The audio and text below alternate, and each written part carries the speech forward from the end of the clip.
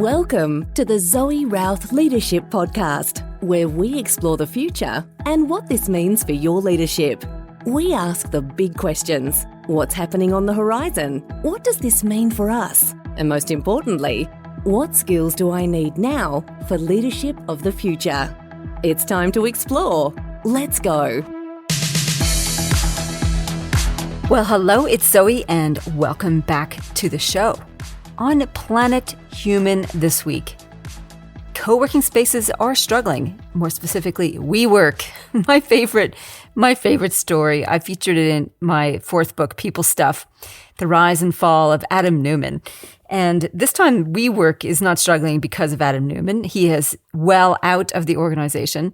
They were struggling before the pandemic, and they're struggling after the pandemic. Because, why? Vacancy rates of commercial real estate are still pretty horrible. In San Francisco right now, the vacancy rate for commercial real estate is 34.6% compared to 19.1% pre-pandemic levels. So what does this all mean? It means we still haven't worked out how future of work is going to pan out. There's this pendulum swing between allowing fully virtual remote working to everybody back into the office through to some hybrid arrangement. The trends are showing, though, that hybrid is probably going to have a toehold and that there is hope for co-working space in the future as a alternative to where we might work. We might work in cafes. We might work at home. We might work in an official office. If we are traveling, why not go to a co-working space so you can take advantage of the amenities, meeting rooms, etc. there. So there's going to be some sort of hybrid. And yet we have a lot of big empty real estate spaces in the cities. And that's something for city planners to digest and contend with. And if that's your business and you have a lot of corporate city office space, you better be doing some work on that already, because it could be an asset that's just bleeding you dry. All right. So I'm telling you something you already know. So get on with it. Get some creative ideas going with that. So that's Planet Human for this week. On Planet Zoe for this week, as this comes out, I will be packing for Canada. That's right. I'm heading back to Canada for just 9 straight days. Very simple, short, quick trip because my dad is turning 80. Well, actually, he has turned 80 on the 1st of November, and we are celebrating. And my little brother, he's actually 6 foot plus tall, has turned 50. So we are celebrating a 50th and an 80th. And I get to see all my uncles and aunties and cousins and have a big Canadian fest. Yay. Largely, we tend to go back to New Jersey, where my sister has ended up settling. But it's good to go back to Canada, where they talk like me, eh? So that's what's happening on Planet Zoe this week. My question for you this week, for this session, is, do you have the right disciplines for team high performance? The right disciplines. Well, my guest today is none other than Bernard Desmidt. He is a coach and facilitator, very experienced in the corporate space. He is the author of a number of books. His latest one is Team Better Together, The 5 Disciplines of a High-Performing Team. He's worked as a coach and a consultant and facilitator for organizations such as Woolworths, IAG, Coles, Reserve Bank Australia. And we have a very fulsome conversation about really the nitty-gritty tic-tac tactics of building better teams and the ongoing practices. So without further ado, here's Bernard. All the way with his body in Sydney, welcome to the show, Bernard Desmidt. Thank you, Zoe, and lovely to be with you. I have fond memories of yours and my relationship going back to my induction into the Thought Leaders Business School, and you were my first mentor. So I have fond memories of that. That's very kind. And I have fond memories of you being an excellent student. So there we go. And the student has well and truly graduated, because here's your second book, Team Better Together. And I think it's fabulous. It's a really thorough piece of thought leadership, really well sussed out and laid out and explained, and very practical and pragmatic. So it's pretty bloody good. So I'm delighted to have you on the show to talk about it. And I've known you for some time, as you mentioned. Don't even know how many years it is, but several. What I'm really curious. Let's forget that. Yeah, let's just move on through the years. It's pre-pandemic anyway. So that's at least 3 or 4 years. Where does your passion for working with teams come from? Yeah, it's always an interesting, the starting point. So I've been in the coaching space as an executive coach, team coach for 20 years, the last 12 in my own practice. And I've been fascinated with what I call the 80-60-20 paradox. 80-60-20 paradox. Okay. What's that? 80-60-20 paradox. So over the last 12 years, if I look at the conversations I've had with probably thousands of leaders, 80% of them claim to spend 60% of their time in teams, yet for less than 20% of the time are these teams functioning, very seldom flourishing. And I've just been fascinated. Why is this so?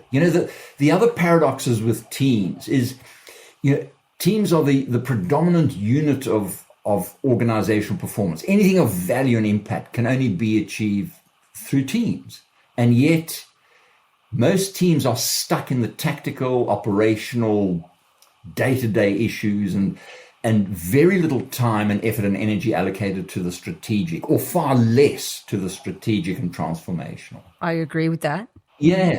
The other paradox of teams, teams are so powerful yet so rare. And if we think about this, teams are our tribe. It's where we belong. It's where we identify with. And yet more and more of us are feeling less safe to speak our truth in the team. Why is that? Like, everybody's talking about psychological safety in teams, and why are we feeling less safe in teams? That's a very interesting topic, this. Why are we feeling less safe? We'll explore this in a little bit in more detail. But I come from the perspective, Zoe, that teams rise and fall on the quality of their working relationships. And what does that mean? If we think about this, and this is the model developed by Gloria Kelly, a preeminent sociologist, that I've adapted this model to apply it to the world of work. There are 8 elements to a working relationship. And I mean, if I just run through them quickly, and all of these 8 elements are like plates spinning on a dial. And they don't need to be spinning in the same velocity, but where the momentum slows is the point of breakdown. Relationships are complex. If we think about it, you and I can't have an effective working relationship if there isn't enough mutual respect. And by that, the respect I hold your views with, irrespective of how similar or different they are to mine. Trust. If there isn't sufficient trust, if you feel I don't understand what's important to you that could be going better for you, we're not going to have a relationship. If you don't feel appreciated by me, if I'm in an unresourceful mood, if I'm in a mood of irritation, annoyance, frustration with you, we're not going to have an effective working relationship. If we're not aligned in where we're going, if we're not able to coordinate action, if I don't feel able, because I don't trust and I don't feel respected, I'm going to be censored in what I say to you and with you. So, these eight elements are in play all of the time. And bring it to a team, you've got this spaghetti bowl of dynamics. When we start unpacking what's happening here, I was with a team yesterday, and no one feels understood. No one feels heard. No one feels legitimized. They don't feel appreciated.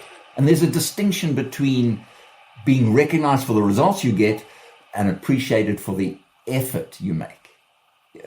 They just recognize the result. There's no sense of appreciation for the sacrifices I'm making, the effort I'm putting into this. Are they pointing blame at the team leader or the organization, or both? Well, it's easy to point blame. That's where they started from, pointing blame. But then, there's this question, how may I be contributing to these relationships not being optimal? I know how you're not, But let me just look at how may I be contributing to these relationships not being where they are. And that's an essential question to hold oneself in. And it's a tough one too. Like if I time travel back into an experience of being part of a team and thinking about in some sort of senior executive meeting, sitting around a table, who knows what the topic was, problem solving something. And I remember the conversation flavor in my brain of like, eye roll about such and such banging their own drum about this, that, or the other. And the other part of my brain worrying about something I needed to deliver on and go and figure out later. And then just wanting to make a statement or push my own opinion on the table. It was just very much externally focused in some ways, like they're irritating, that's wrong, I want to do this. And there was not a lot of how am I showing up and contributing to the energy of the meeting. Correct. And we'll come to this and the mood of the meeting. Well, let's go there right now. Let's talk about the mood of the meeting. And because this is the first time I've heard mood when I was reading it in your book as a contributing factor to the team. So can you explain a little bit how mood is so important and how it shows up? Yeah, if we take it a step back in this, one of the distinguishing difference of us as human beings compared to any other sentient living being is we exist in three domains that no other species does. And the interdependence between these domains manifests in our quality of existence. Language, we never not in language. We listen, we speak, we think, we act in language. We never not in mood. Never not. We are biologically, inescapably emotional beings. We are never not in mood. If we think about this, everything we say and do is because of the mood we're in. Life puts us in a mood. We can't control our mood. We can only manage our mood. So someone cuts across you in the traffic and poof, irritation. You get the results of the blood test. Boom. Whatever it is, life puts us in the mood. You go to a meeting, dreading what might happen. You walk in with a mood. So if we think about moods are spaces of possibility. What I mean by that? If we think about this, in a mood of anxiety, my space of possibility is significantly reduced because I fear coming to harm. So all of my energy is directed towards preserving myself. In a mood of curiosity, my space of possibility is expanded. I'm curious to understand, I'm curious to learn, I'm curious to explore. So moods are these spaces of possibility. So if we think about it, we never are not in mood. There's a predominant mood in our family, in our team, in our organization, in our neighborhood, in our country. So what is important to recognize this is why they're so important to teams is because if we're going to secure cooperation, if we're going to secure commitment, what is the most resourceful mood we're looking to shift into? Moods are signposts. They're signposting us all of the time. What I mean by that is, why do you and I become frustrated with another? What's the source of the mood of frustration? Well, obviously the other person is irritating. Yes. But they are. But if you and I, the mood of frustration comes because I don't feel listened to by you, I don't feel heard by you, and I don't feel understood by you. And so in my mood of frustration, what am I predisposed to do? Ignore you, don't ask your opinion, work around you. To avoid the pain. Yeah. My mood of anger, what is it when I'm angry with you? What is it signposting me to? It's signposting me to feeling taken advantage of by you. That's why I'm angry. So when we say speak our truth, that's what our truth is. Let's go there, not being controlled by the mood, but walking with the mood. Zoe, this is the richest domain of learning to teams, is how do we want to show up and what mood do we, because when we're looking at a difficult challenge, reorientating the strategy, we want a mood of seriosity. We want a mood of, when we're looking to new markets, let's shift the mood to curiosity, ambition. So moods are integral to how teams operate. All right. Got it. Big lesson on moods. I love it. So you talked about 3 domains. We had language, mood, and what was the third one? Body. Moods and language happening. And I'm not looking to the body as the object you and I live in. I'm looking at the body as in our body, we are carrying all of our lived experiences, not only our lived, but our heritage, and how are we turning to the wisdom? What are we feeling? The sensations we carry in our body, what is that telling us? So, it's an interesting space, Zoe, and where we're feeling the tension and how we're walking into the meetings. We're just staying in the space. What are people feeling? Not how you're feeling. Yeah, this is, people say, well, how are you feeling? No, good. That's a very unhelpful question. It's very unhelpful. It's what are you feeling, Zoe? Not how are you feeling, but what are you feeling? And when we go to, well, I'm feeling anxious. Now, Zoe, where is that anxiety? Where is it in your body? Is your hair anxious? No. Today, no. It might be having a bad hair day, but it's not anxious. Yeah.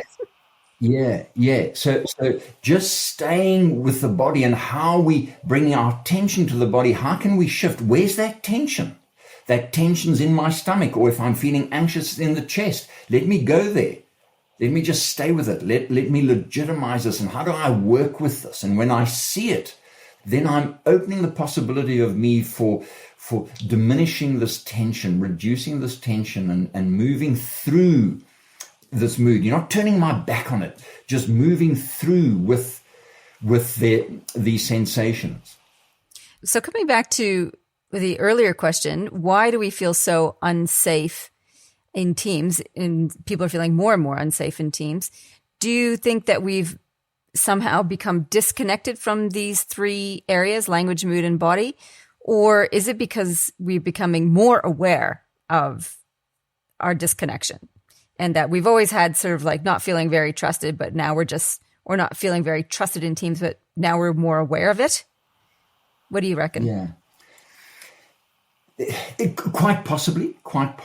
I mean, I was in an exec team workshop yesterday, and this executive said he has never, ever given thought to his own or any other person's mood in his working life. What? Oh my God. And he still has a job? That's amazing. And he's frightfully successful. This is a space, and it's so unfortunate that moods have not been made available and accessible to us as a domain of rich learning to access our leadership and collective leadership effectiveness.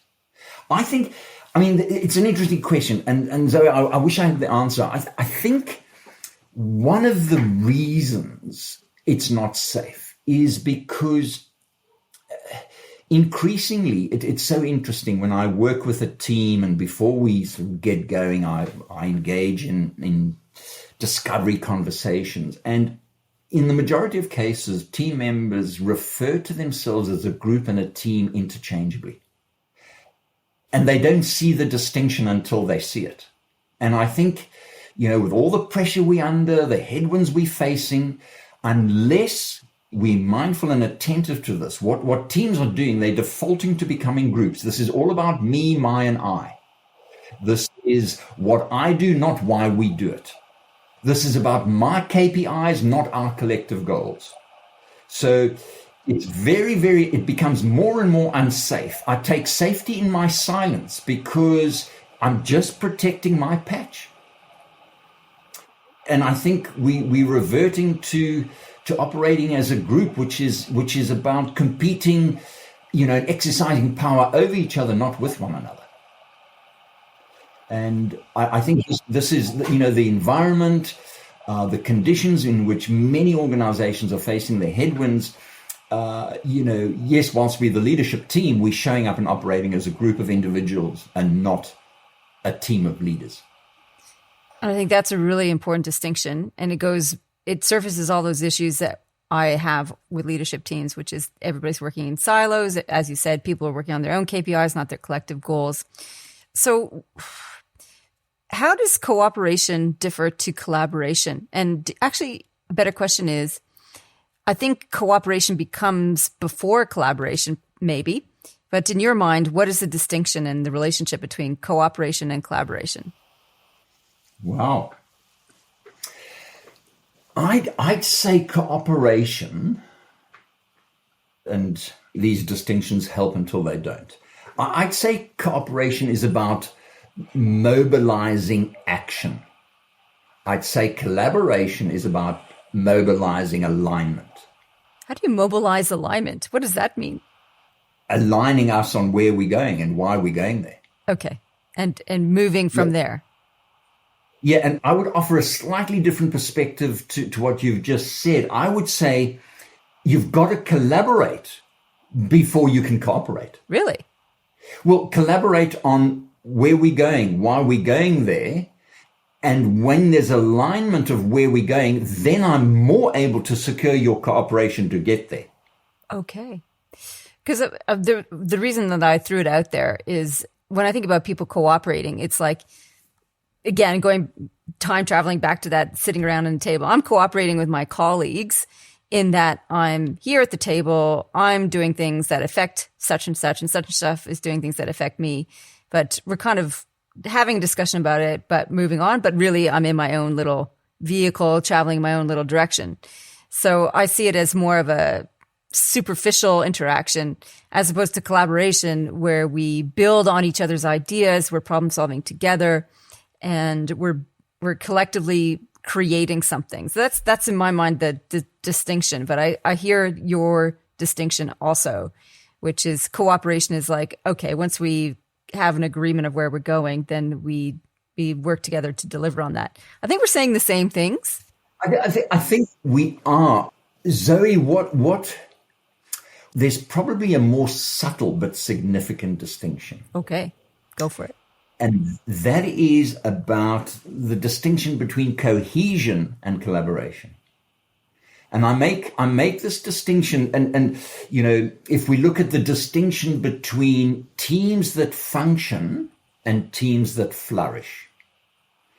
And all teams rise and fall on the quality of their relationship and the impact of their results. So when we pair relationships and results, we get the 4 team types. But let's look at the distinction, the 4 team types. Teams either fail, so dysfunctional relationships, low impact of results. What I call floundering teams are dysfunctional relationships. They get results, but very short term. They get results by exercising power over. When we start moving up the effectiveness of our relationship and the effectiveness of our results, we have the distinction between cohesive teams that function and collaborative teams that flourish. And let me pull these apart because they're so interwoven in reality. But cohesive teams typically move to the convergence of thinking, the sameness of thinking. Collaborative teams move from the divergence of thinking. They start from the difference. Okay. If we think about this, because the distinction here, cohesive teams that function overemphasize the importance of relationship. So typically conflict is wrong and should be avoided. It's a sign of dysfunctionality. So another distinction is the risk with cohesive teams is they engage in what I call destructive content. They say yes when they mean no. Collaborative teams engage in constructive discontent. They are always moving to the edges. They're always challenging the ways of working, ways of thinking. Yeah, because cohesive teams value the relationship, they often refer to themselves as harmonious teams. Now, I have no problem with harmony, but there's a little dark side to harmony. And that is that if I use harmony as an excuse to avoid the difficult conversations. And the risk in cohesive teams is they engage in what I call cordial hypocrisy. They don't say what they mean. Collaborative teams engage in radical candor. Yeah.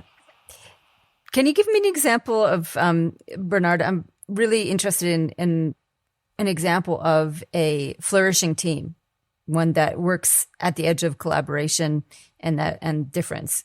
So how do they show up, and what kind of results did they accomplish, and what do they do differently apart from starting from a place of difference? Well, I guess there's a book about that, Zoe, Teaming Better Together and the 5 Disciplines. So what my offer is that to shift from, and again, these metaphors help until they don't, it's saying, what's the difference between a great athlete and an elite athlete? It's not talent. It's not capacity. It's not capability. It's discipline. It's discipline. By discipline, I mean the motivation, the want, and the commitment, the will.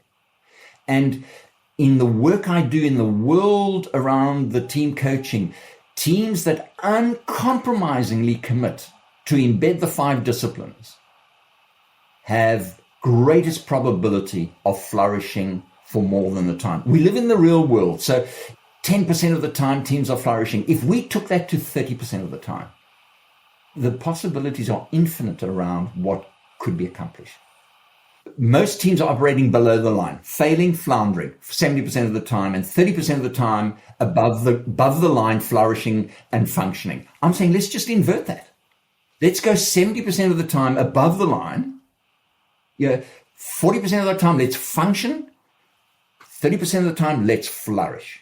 And for that to happen, this is an uncompromising commitment to these disciplines. I mean, if you want me to run through them in 10 seconds. I do. I was about to say, come on, give us the 5 disciplines, because I know people listening are going, what are the 5 disciplines? So what are the 5 disciplines of flourishing teams? I typically work in this sequence with teams. The first discipline is what I call the discipline of discovery. And that is the discovery of the mandate the team's been commissioned with by its stakeholders. What is the mandate? Groups of leaders, they determine the mandate. Teams know the mandate. What are our stakeholders value about us? What do they find difficult about us? What are they looking for us to change? So that's the first starting point.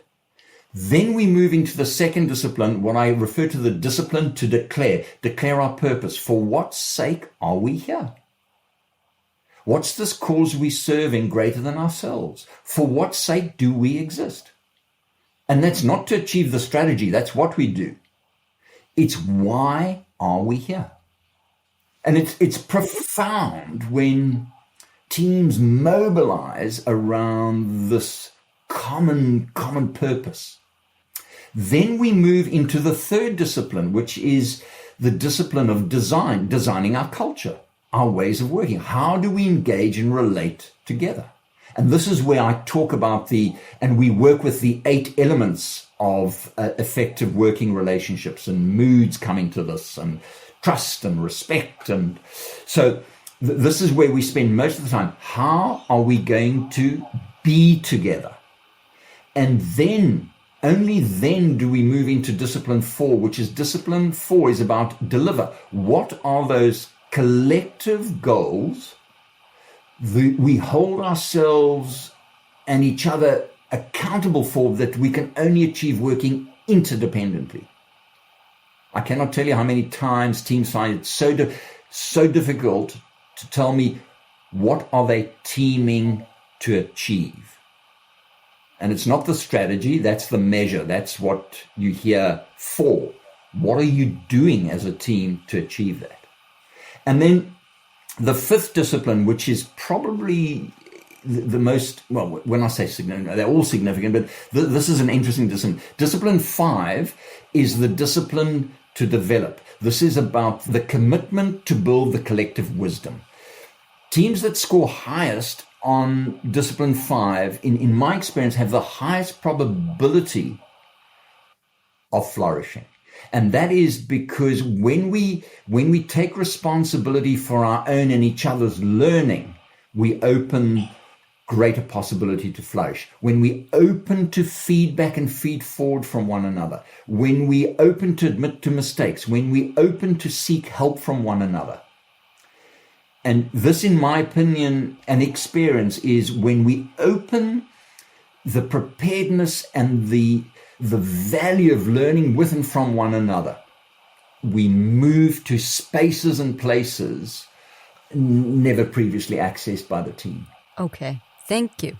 So when I'm open to learn from you, it's safe to say, Chloe, I think that was a shocking performance this morning, and I'll tell you why, and this is how I'm going to help you. And you say, thank you. Who the hell's Chloe? Sorry, whoever, Sally, Mary. I thought you were calling me Chloe. I'm like, nope. No. Chloe, Sally, George, dude. Fred. Sally, George. No. Chloe, Sally, George. Yeah. All right. Well, thank you. The 5 disciplines: discovery, declare, design, deliver, and develop, all beautifully laid out in your book. And thank you for expounding on those a little bit. That's fantastic. And we're going to change track a little bit and go to the Fast 5. Are you ready? Yes. My word. Let's give it a go. All right.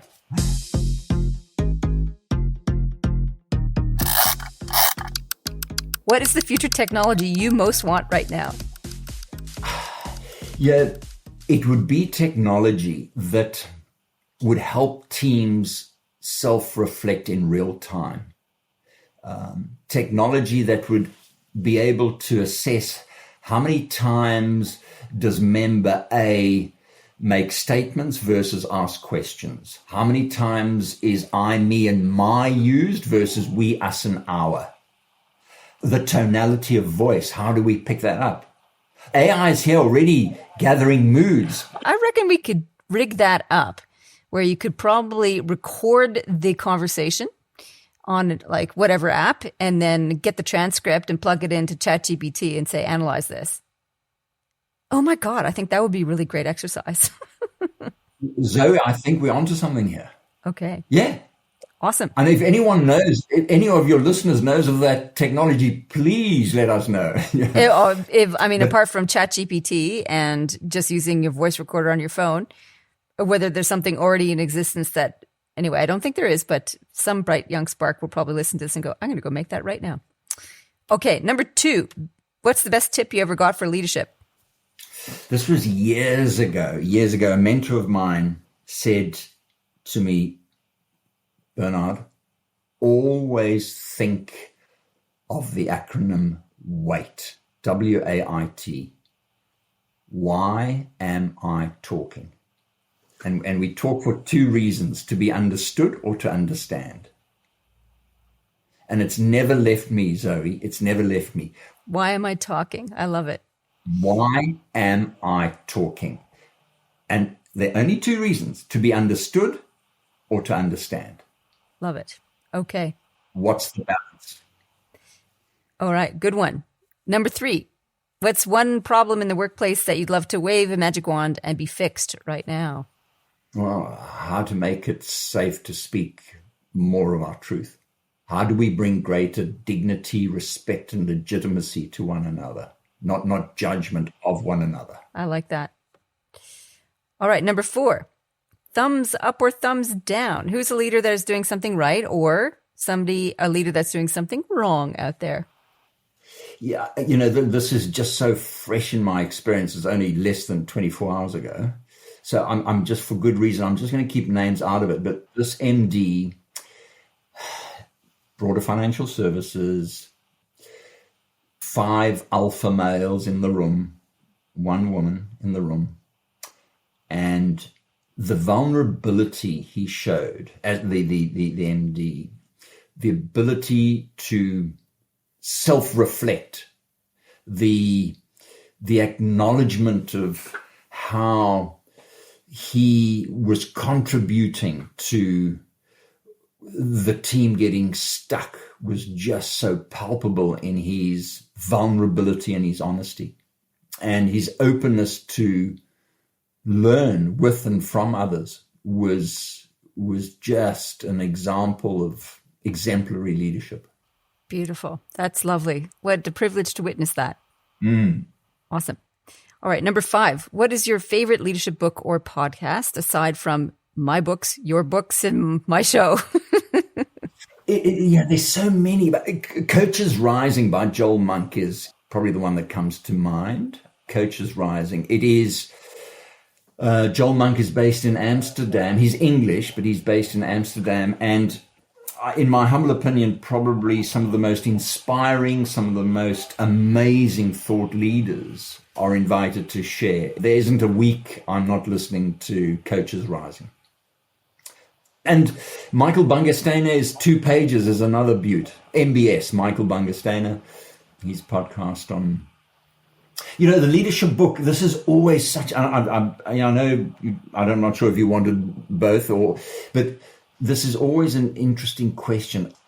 What came to mind was Bob Anderson's book on mastering leadership. And he's the founder of the Leadership Circle. I would say, and this is not to say I've clearly not read them all, but of all the books I've read on leadership, it is probably the greatest distillation and synthesization and collation of the best thinking approach to leadership in that book. The name of the book again? Is Mastering Leadership by Bob Anderson. Mastering Leadership. Okay. Fantastic. And his sequel to that is just as great, Scaling Leadership.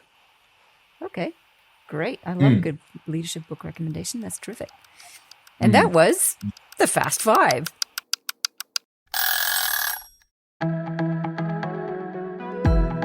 The Zoe Routh Leadership Podcast is proudly sponsored by the Amplifiers Academy.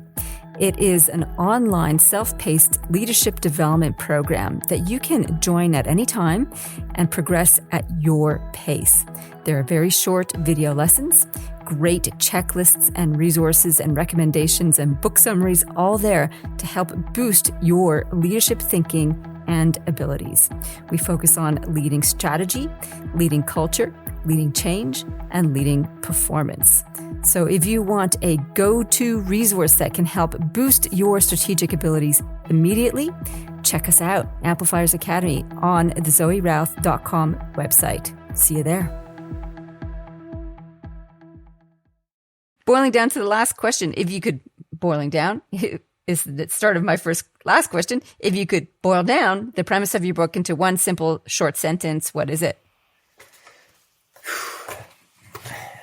Teams rise and fall on the quality of their working relationships. Relationships precede results. It's when we shift our way of being, it impacts our way of doing. It doesn't work the other way around. Better results do not translate into better relationships.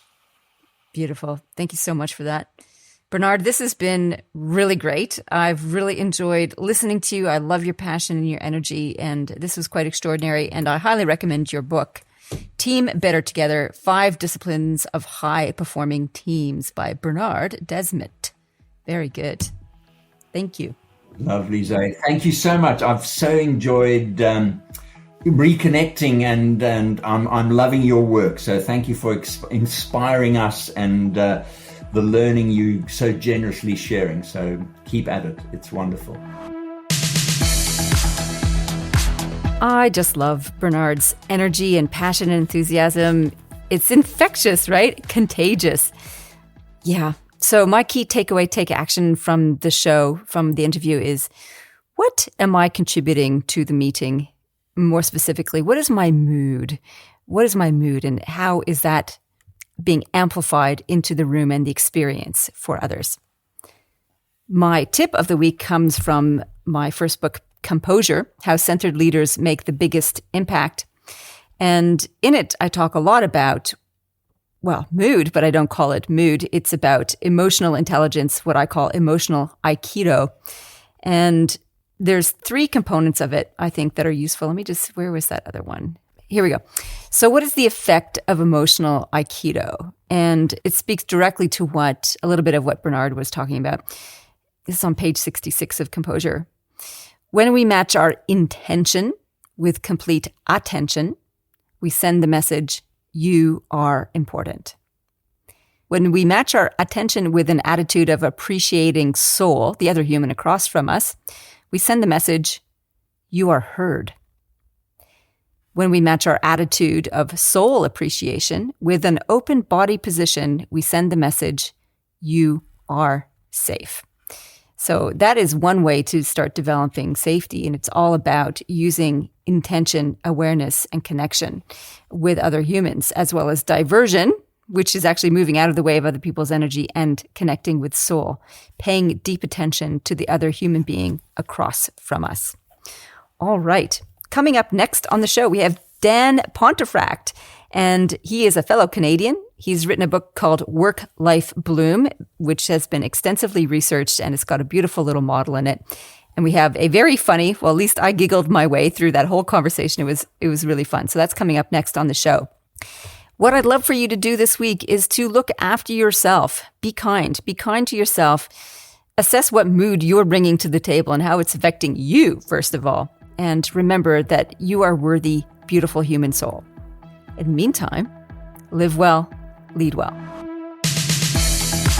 You've been listening to the Zoe Routh Leadership Podcast. To find out more about leadership of the future or to contact Zoe, go to zoerouth.com.